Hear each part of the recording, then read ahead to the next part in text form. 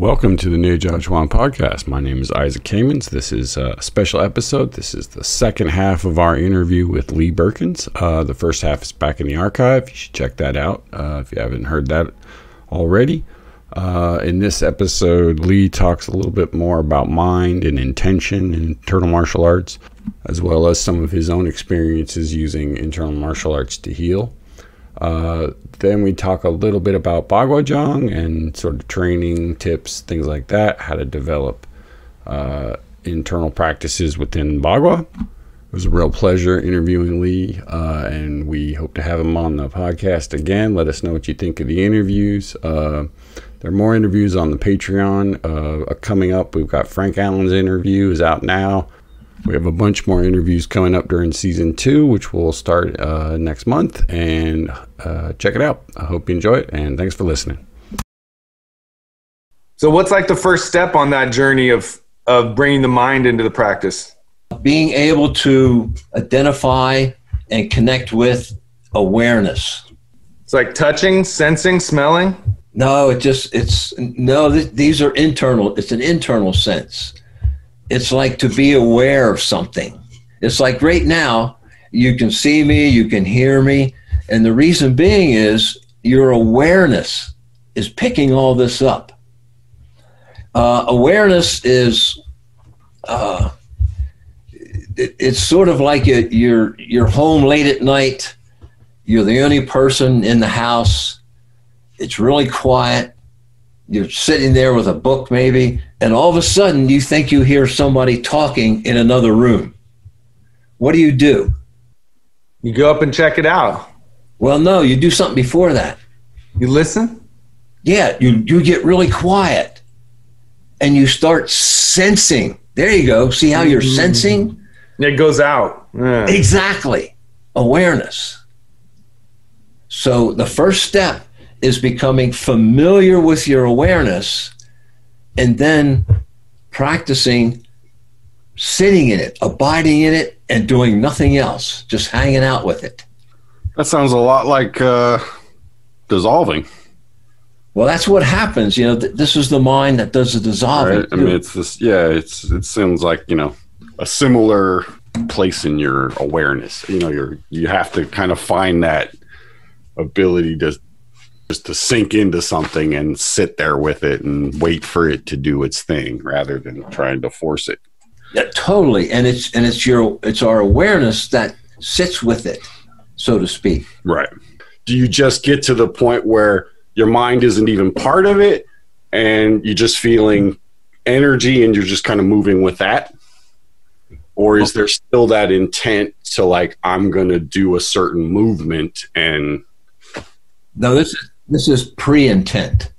You go through the practice of intention as you learn what the mind, how it affects things. But ultimately, when you practice sitting in the awareness itself, eventually you'll sense the emptiness of it, this quiet, spacious emptiness, and then you spend time sitting in the emptiness. And after a while of sitting in the emptiness, you realize there's a whole lot going on in there. It's filled with mind. It's filled with energy.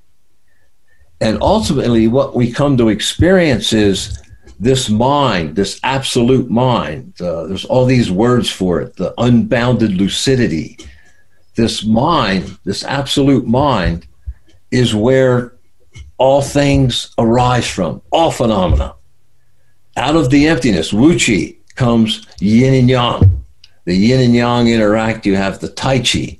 So eventually, to answer your question, at least in my stage of practice now, I sense life itself coming into existence before it's anything.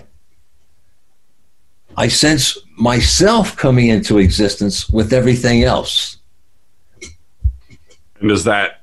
So like, say you're doing, I mean, just to kind of bring it back to the energy gates thing. So say you're doing something like cloud hands, how does that piece about moving come into it, right? I mean, because to go from where you have this sense of stillness, I mean, that to me, that's the the specialty of Bagua, right?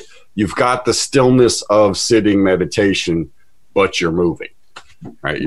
You're walking the circle, but you're, inside you've got that stillness, right? Yeah. Well, you're hanging out. You're hanging out in the absolute mind. So how do you make the jump from sitting to moving? Or is that not even worth trying at this point? Well, it's not so much you do anything, rather than come to have a direct perception of what this absolute mind is. And it does everything. Everything comes out of it. In life, in what we practice, there's only one thing that's perfectly still in this universe, and that's mind. Everything else moves. And all this movement comes out of this mind. And you start to get really familiar with how it does that by sitting and being with it in this awareness, which is easy to say. It's difficult to do. So like Jess asked, what's the first step? Is recognizing what your awareness is as opposed to what your thinking mind is, because they're not the same thing. For instance, when I finally realized this mind, I remembered from being in war. You're out in the jungle and you're using your awareness. You're not talking, you're not thinking, you're just sensing everywhere. There's not a fucking word that happens in your head. You're just in this awareness.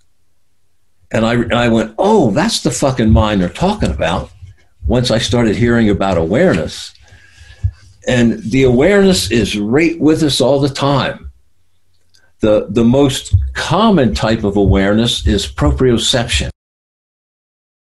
Right? And proprioception is the ability to sense and know where things are in space. It's called proprioceptive awareness. Proprioception, it's like, right now I could ask you, do you know where your eyes and the back of your head are? Right. Did you have to think about it? Hope not. Sometimes you do, but right there, right. Do you know where your feet are right now? Yeah. It's the awareness of your physical space, in a sense, right? Yeah. Well, just this is proprioception. It's a step. It's a doorway into the deeper awarenesses, because it's an awareness. Well, that to me is what what comes out of doing the standing dissolving practice is an increased amount of awareness. Hopefully, yes. Yeah. That the goal of that is simply to clear out the stuff so that you have a better awareness. Right. So you go, oh, that's what it is to feel or to be aware, of space. Yeah, this awareness is trippy stuff. It's really cool. It is. Hang out and it's like this. You find it restful, Lee? Like, is it healing and relaxing in and of itself, or does it take effort and to stay in that state? This is what, in the beginning, we kind of try to make effort because it's so neat. It's like we get in there and we feel ourselves losing. It's like, no, I don't want to lose this, Right. But the idea is you just let it fucking go and start over again. This is important. To get at this thing. So in the beginning, proprioceptive awareness is the ability to sense and know where things are in space, i.e. your elbows, your feet, your knees, your head, your tongue, the door behind you. You sense and know those things. At a higher level, through these little practices, eventually awareness not only senses and knows where things are in space, awareness senses and knows space. Big step. To sense and know, be aware of space itself. Now, when you say space, are you talking about physical space inside the body, space around you? It's all the same space. Right. Space outside of you, the space in you, the space in me, the space out through the universe. It's all the same fucking space. Mind-blowing. They're not separate. They may appear to be separate because of our reification with solidness. But eventually, awareness is pure spaciousness. This is your experience. You experience awareness as pure space. And then this is the really cool part. When you have that sensation, start to experience it, you start manipulating space, which is filled with energy. I manipulate my space to move rather than manipulating my body to move. And right. That's, I think, what I'm getting at is that once you have that sense of awareness, you don't even have to do much to get your body, because your body's right there in that, as you put it, in that, you're in that space inside your body. So exactly. And the thing is, your body comes out of that spacious awareness. The spacious awareness creates our body. Maybe standing is where you start to feel that, because when you stand there for a long time, you feel like you become a bit of a ball. Like my arms could be here or whatever, but I'm just filling in this whole thing. I don't know. I can't put my words to it, but there is that, you become aware of it through that standing, I think, is the first stage probably. You can, yeah. And again, when we stand, what's the two things we got to do? Align and relax, and keep those alignments. Even though they're moving, we keep them. Yeah. You once put it to me as the alignment is physical, but it's also like you're connecting to an energy, that the physical alignment that you creates the, or it connects to the flow of energy, right? So gravity, for example, is the first one, right? You get the sense of aligning yourself so that you aren't fighting that flow, that downward flow. And then from that, you get the ability to come back up. And one of the things I remember doing with you was going out into the field up at Anvil Ranch and doing this thing where you would sort of let it all drop and go down and get real sad and like almost cry, and then bring it back up and start to laugh. I mean, and I remember doing that a few times in parks and just getting the craziest looks from people. But it was a good exercise because it took you through that sort of, you had to, have the awareness of your body to kind of move up and down. And also, it was an intentional change, but to feel how your, the quality of mind would change, and your emotion or whatever would change what, how you moved, how you felt, and it was to me that was an interesting way of sort of applying a lot of the stuff that Bruce taught, because he would always do it in this very kind of, strict way. And you were one of the few people that I met that was like, almost took it and played with it, if that makes sense. Yeah. That it wasn't this like real, I'm not going to name names, but some people get very rigid about, it has to be done like this. And and it's like where they're just basically repeating Bruce's words without any, thought about, well, there's other ways you can, play with this stuff, and I always was impressed with your ability to like have fun with it, That's it. I remember when I first started Tai Chi with the fellow from the Chen Man Ching with Steve Katz. We were called and referred to as, we were Tai Chi players. Right. Tai Chi players, and that word has sort of disappeared. Yeah. And the idea of playing, because, we have energy inside us, around us, and fucking playing with it. Yeah. I mean, it takes a while to find it. Did for me. I mean, fucking relaxing was not an easy trip. Nope. And those things appear. I mean, one of the first things you ever did with me, and I remember this, was I said, we've been hanging out all week and mostly smoking weed, and and I asked you a couple times. I asked you to push hands, and you were like, nah. It kind of blew me off. So I was like, all right, he doesn't want to do that. So later in the week, finally, I was like, I asked one more time. I think it was probably the third or fourth time, and you were like, all right. And you stood up and you put your arm up, and I stood up and I put my arm up, and I took a step forward, and you took a step back, and I was like, that's weird. And I took another step forward, and you took another step back. And finally, I was like, and I put my arm down, and then you took a step forward, and I was like, okay. And I put my hand up, and it was like, all right, I kind of get what's going on here, but it was this very like, you were sort of I was like, come here, push hands with me. And you were, nope. And it was like, and I felt that sort of drawing me in. And then later I saw you pushing with Bob.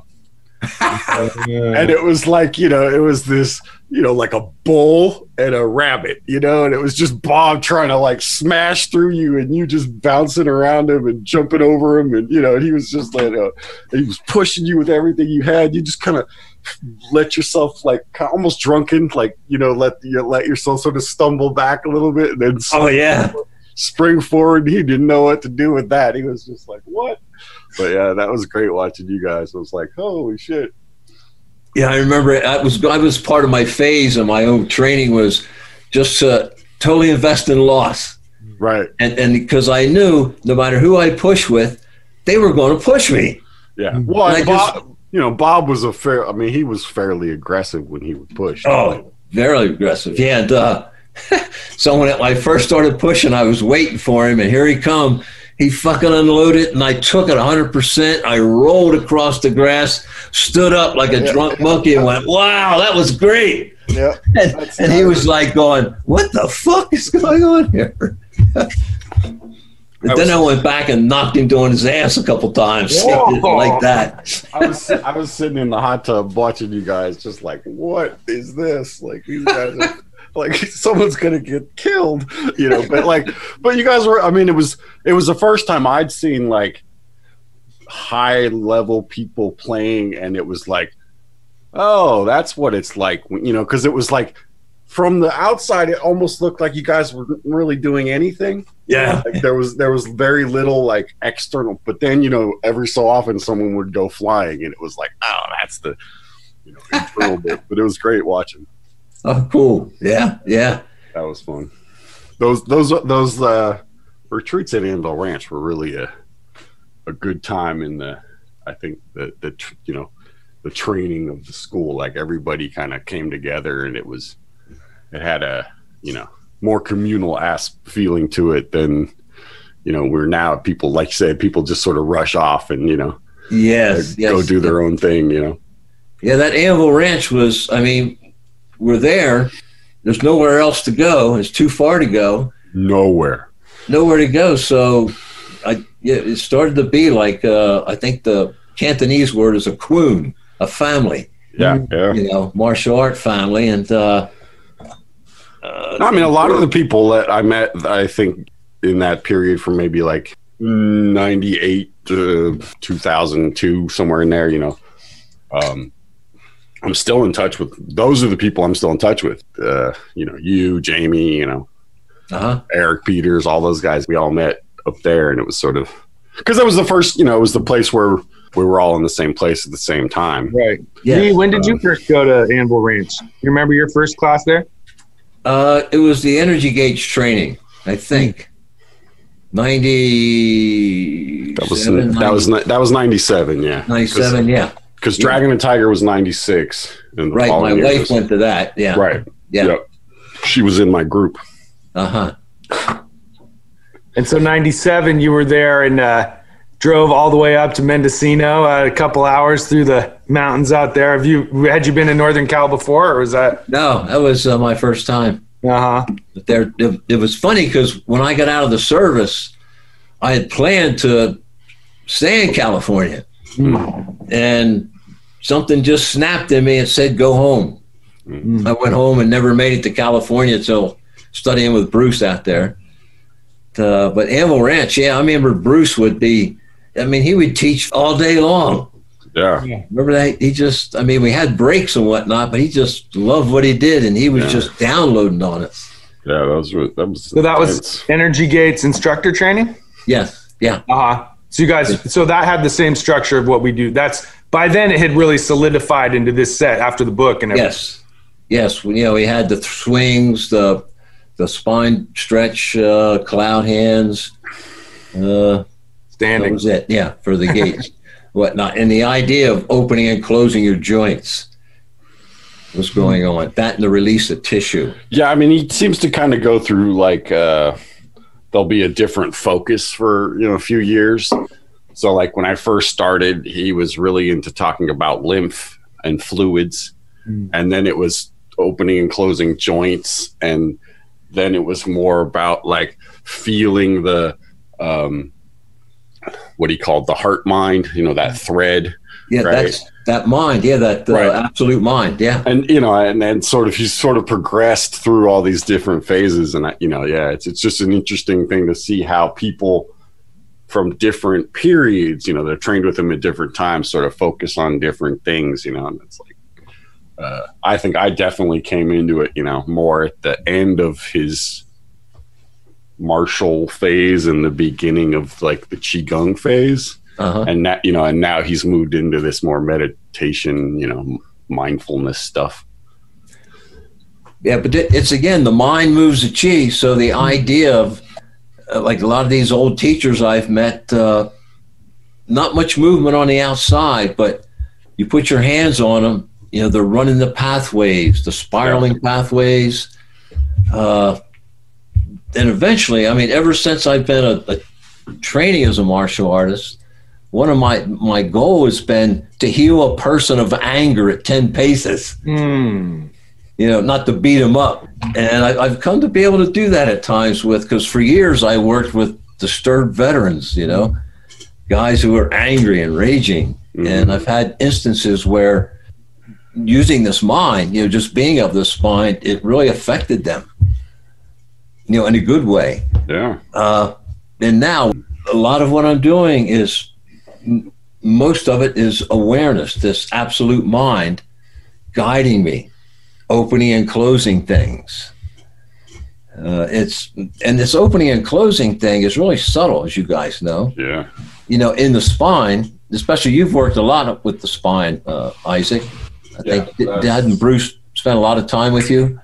Yeah, that was like the main thing I did with them for about 3 or 4 years. I did privates and stuff, and but because like we had the scoliosis thing in common, so he would take us aside and like show you how to do certain things that if you don't have scoliosis, there's no reason to know it. So like, so it's like unless you were going to be doing stuff with people that had it, you didn't really need to know. So a lot of the stuff about, targeting individual vertebrae and like twisting them and doing all that stuff. I think now he's teaching that more, but back then he would only do those in the retreats. And the idea of, not just targeting it through the fascia, tendons, and ligaments, but through the mind and the energy. Yeah, that's the thing I think that's, as I've done more of it, it started off and I would do it almost like P-Train, really like with a lot of push. Yes. And, over the years I found that, basically you'd almost do nothing. You just put the intent in there of like, okay, I want this to happen. And you do the smallest possible bullshit little movement you can pull off. And then it starts to actually release, Yes. And but that's really tough. That's tough to, especially as a young person, to let go like that is not. Oh yeah, always. That's easy. What that was one of my biggest challenges, to be more yin. Oh boy, let me tell you. So the idea of the subtleties of these movements inside with the spine, there's basically 24 discs in the spine. So 24 of them. So if you opened each disc 1/24 of an inch, 1/24 of an inch is tiny, yeah? Yeah, but it adds up. Yeah, it is. But so if I could open up 1/24 of an inch of my spine with each disc, I'd be a fucking inch taller. Right. No, that's one of the demos that Bruce would do, right? We've all seen him do it, but where he sits next to somebody and he opens up all the vertebrae and he, all of a sudden he's, 3 inches taller than he was when he started. So what I'm getting at is how we're getting into this really small movement inside that causes huge effect. And one of the interesting things you mentioned was gravity, how we learn to stand so gravity passes through us. Mm-hmm. To take it to another level, my body, your body, is like a planet. It's a really small planet. And our bodies, I have gravitational fields. Just like the earth is falling into itself, yes? Mm-hmm. My body, your body is falling into itself all the time. And you can learn to sense and feel the pathways into yourself through your own gravity. Falling into the cavities, falling into the gates, falling into the central channel, because it's really spacious. And that's one of the ways of, energy goes in, energy goes out. But the idea of falling into yourself in a very balanced and aligned way. I love that idea. To me, that if you can do that, you've accomplished at least the first level of energy gates, right? You can stand and you can let your body release. And I think a lot of the stuff you're talking about is if you can't get into my body's relaxed, it's always going to be in the way, like an itch, until you can be comfortable in your body. It's a pain in the ass to try to do anything else. Well, eventually we discovered the body is space rather than something solid. Really, that's the experience that I've come to. Well, so when Bruce talks about the physical dissolve, the outer dissolving being ice to water, water to gas, right? Yeah. And then the inner dissolving being ice to water, water to space. Space, yes. Right. So that I've always thought of them as they're happening at the same time. Yeah. And so it's like you say, it's the inner dissolving is the falling into yourself. The outer dissolving is the opening and expanding, and that thing you always like to do. You wiggle, but where it all just comes out as waves, right? Yes. These like dreaming connection. Yeah, these sort of happy waves that come out as you're getting your ass kicked. Yes. What a journey, huh? Yeah. I wanted to check back to one thing you mentioned when, since you've been doing all the spine training, you mentioned when you first did Bend the Bow. What was the circumstances around that? When I first learned it? Yeah. I had so much tension in me just doing the physical move. I could do it about 5 times, break out in the sweat and be worn out. Because I had so much tension in me. But now, I've really gotten rid of a lot of tension. There's always some in there I can get rid of too. And like this morning, I'm doing this thing that's it's documented by a doctor in this medical group. Are you going to do Bend the Bow? Yeah, Bend the Bow and everything else I know. In a sense, using my mind. Yeah, they're going to document it. We'll take more MRIs. I'm going to see him in a month, and we'll discuss it further. Because I showed the guy what I know. Right. I demonstrated some things, and he was like, "Whoa," and he had little spine, model spines, and I showed him how it opens the back, opens up front, and he said to me, he goes, "Wow, that's exactly what the body needs to do to heal herniated discs." Because as you lengthen, it tries to suck the protrusion back in, right? And Western medicine knows this. So I was showing him all this stuff, and he goes, "Wow, this is really cool. Well, why don't you do that, and I'll oversee it, and we'll document it." That's awesome. Yeah. Curious to see how it turns out. Yeah, there was one other topic that we all are passionate about, and that's Bagua. I was going to ask, when did you first get into that with Kumar? You said he demonstrated it a little, but he didn't used to teach it, right? When did you first get into it? Well, I had it before I went to Hawaii. He taught me how to mud walk and change direction with the hands at the low level. Yeah. And cross and change. And so for 10 years, that was part of my workout. Just doing mud walking and changing direction. And then, of course, I studied Yang, the Dung family, Yang, Tai Chi, fighting Tai Chi. With Bing Lee and Liang Bai Ping, I studied Chen form, fighting form. And, I sparred a lot and fought a lot. with a lot of different people. We used to go to the big park in Denver on Sundays, and there'd be all kinds of groups out there playing. A lot of push hands going on, and the way my Chinese teacher was, the goal was to knock somebody on their ass. So that's what I do. Go out there and attempt to do that. And with me, the biggest thing that I've getting away from Bagua a little bit. The biggest thing that I've done with this is, I was diagnosed with prostate cancer 12 years ago. You remember that? Yeah. And they told me I would be dead in 2 years. I didn't tell anybody that. They said I'd be dead in 2 years if I didn't get my prostate cut out right away. And my guardian angel said to me, and it's spoken to me quite a bit in my life, it said to me, it screamed at me, stay the fuck away from these people.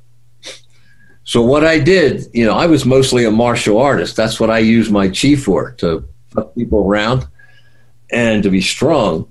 So Craig came out and visited me and taught me Dragon and Tiger. I had never learned it. It was the one system I hadn't done at Bruce's.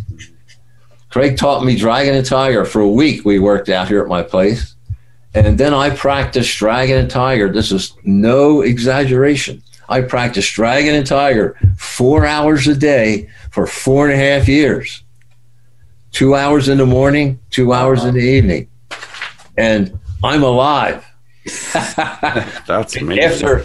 So I went to the VA, and of course the doctor thought, well, see, you stupid son of a bitch, it caught up with you. You got cancer all through you now. Right. And they took these PET scans, did all these blood tests, clean. Wow. And they took a picture, took a bunch of pictures of my prostate with the PET scan, and all it is, had no tumors, and it was just slightly enlarged. Wow. So the Dragon and Tiger, through it, and for years I wouldn't tell people that I was healed. I was afraid I'd jinx myself. Right. Of course. Yeah. You don't want to shout it out, but now I talk about it. That's amazing. I've done it because I'm clear. And going back to the Bagua now, because this was cool. Mike McConnell. Oh. Okay. Mike's been coming to the teaching in Longmont. Awesome. Cool. So we hooked up again. All right. But Mike used to be the guy that did the fighting for Bruce. So we're down in a park at Boulder. I meet Mike McConnell. Him and Bruce are down there, and we meet. And Bruce has Mike and I spar. So, my Tai Chi is, I knew Tai Chi form, but I couldn't do Tai Chi. But I was a fighter, I had scrap. So Bruce would tell Mike, okay, use this on him, use this Tai Chi on Lee, and use that Tai Chi on Lee. And I was just like getting inside, touching and tapping Mike, not hitting him or whatnot. Right. Then Bruce said, use Shi on him. And he couldn't hit me with that. And I'd tap him. And then Bruce goes, use the Bagua on him. And I threw a punch at Mike. The next thing I knew, I was twisted upside down. And I thought, man, that was really fucking neat. I got to learn how to do that. That's great. The secret formula, yeah. So when did you get a chance to study it? So I started really studying it. Like, say, Bruce taught me mud walking, changing direction. Yeah. And for 10 years in Hawaii, that was part of my routine. Just that. No palm changes, nothing else. No, just the lower palm. Nice. They used to call it hands across water in our school, in the Chinese school. Sure. Yeah. And I don't want you probably can't see me. You're standing up. Right. Yeah. So I, make the change of direction. Right. Yeah. I did that a lot. And when it's where I ran into my Chinese teacher, Bing Lee, whom Bruce knows really well. Mm-hmm. That's where I started doing Bagua a lot. Who was it? Liang Xiuyu come down and teach us. Oh, wow. Yeah. Vince Black, of course. He would come up with the Tong Su Dao. Yeah, they were more I remember Vince. And Jerry Allen Johnson would come with us. So I learned a lot of his forms. but not. And so that's where I started doing Bagua a lot. And I've just, once I started doing Bagua, when I started getting the little bit of it, what it was about, I thought, wow, this is like Tai Chi with wings.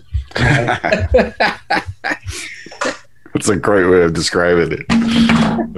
And, and what we're doing is, it's not the movement, it's the energy inside of us that's alive, that's in the body, and we find it and move. I mean, all the palms, the mother palms are inside every human body. And you do a couple certain things like stepping in, stepping out, and the single palm change would just come out of your body. And all the other palms also. And then I remember I met you first at Shinoa Springs, I think, when you did single palm change. And we did the walking then. That's when I first got exposed to his, Neijiaquan within Bagua, of the, 4-part step of moving your mind through your body while you walk, of, holding different postures. He had us also doing massage and a bunch of other stuff. And then we did a moon meditation. Yeah. Where that blew my mind, man. I was like, I didn't know Bagua could do this. I already knew Bagua from other people, but I'd never seen anything like that before. No, Bruce, I mean, I've been around a bit, and of all the people I've met some really good people, but none that had the depth and breadth of his ability, skills, and knowledge. Really. It was funny in the early days when I'd go to different schools, to practice with them in a friendly way. They say, "Oh, who's your teacher?" And I used to say, "Bruce Francis." Oh, no. Yeah. And I get one of two reactions. First reaction was, "Oh, that fucking asshole." And the second reaction was, they start backing away from me real slow. Yeah. That's it. It's a unique school, that's for sure. I mean, these teachings are, they're a little different than most. It's alive. Yeah, it's about what it means to be, what the human body comes with, and how it's used for healing and for protecting yourself. And after a while, like you, I remember when I first started Tai Chi, reading about Chen Manqing, they said he practiced 24 hours a day. And I went, how the fuck does he do that? But I didn't understand. It's like now, like I teach my students, like I've sat here and done a couple palm changes. Right. I'm practicing. And just that little bit, and Bruce used to say, that's like putting change in your piggy bank. Yeah. That's so great. The idea is, like I said, I am Tai Chi. I can't move around, talk, or walk without doing internal art, because it's become a part of me. It's come out of me. And one of the things that I look at with mind, you'll hear the word be mindful. You'll hear the word be present. You'll hear the word be aware. And I've kind of stuck these things together and say, be mindfully present of awareness. Nice. Seriously. I mean, it's because this awareness is just mind-blowing. It's beautiful. Well, we really appreciate you doing this, man. It's sure. You were top of the list, so No, it's you've guided us all these years along the way and made us feel like we're on the right track, and you've given us hints and help along the way, and it's been really appreciated, man. We love you for sure. Hey guys, I feel the same way about you. You guys are fighters. You flatter us. Oh, really? Yeah. I mean, usually I found, and Bruce has said this, that the people who really get into this and get the deepest are people who fight, or the fighters. Yeah, I think you're right. Yeah, because being a fighter, we don't mind standing for as long as we can. Right. It helps you take the pain. And you said something to me once. So I remember it was at Anvil. Somebody came up to you and asked you if you were doing the meditation or the fight or the martial. It was it was a Bagua thing, and there were two groups. There was a martial group and a meditation group. And somebody asked you, which one you were doing, and you said the meditation. And they were like, "But aren't you the guy who likes to do fighting stuff?" And and you said, you pointed to your chest and you said, "The biggest fight is in here." And I just was floored. I was like, "Oh man, I'm such an asshole for being in this group." Like, just like Yeah, I'm thinking I'm being a tough guy, you know, gonna fight with the big boys, and you know, I was like, oh. That's a good lesson, man. Yeah. Hey, we love this stuff, don't we? Yeah, we sure No. do. Yeah. Well, again, thanks for doing this, Yeah, Lee. let's do this again, man. I want to talk some more. Yeah. I miss seeing you, Lee. Yeah, for sure. You guys too, man. I'd like to mix it up No a little doubt. bit, maybe. Yeah. I don't know Good about luck getting on the old. spine. Keep us posted on how it goes, you know? Yeah. Well, maybe I'll do some too. I know. Yeah. I'm sitting here all like hunched over, like, fuck. Still straight, man. All right, Lee. Well, thanks a All right, lot, Lee. man. All right, guys. Love Talk you, to you man. soon. All right, love you too, bro. Take care. Love you. Hey folks, Isaac here. Just a quick reminder, check out our Instagram, like and subscribe. If you check out the Instagram, there's some images of Lee and a few other things that you may not have seen before. Like I said earlier, season 2 will start next month, so stay tuned for that. And again, thanks for your support and thanks for listening.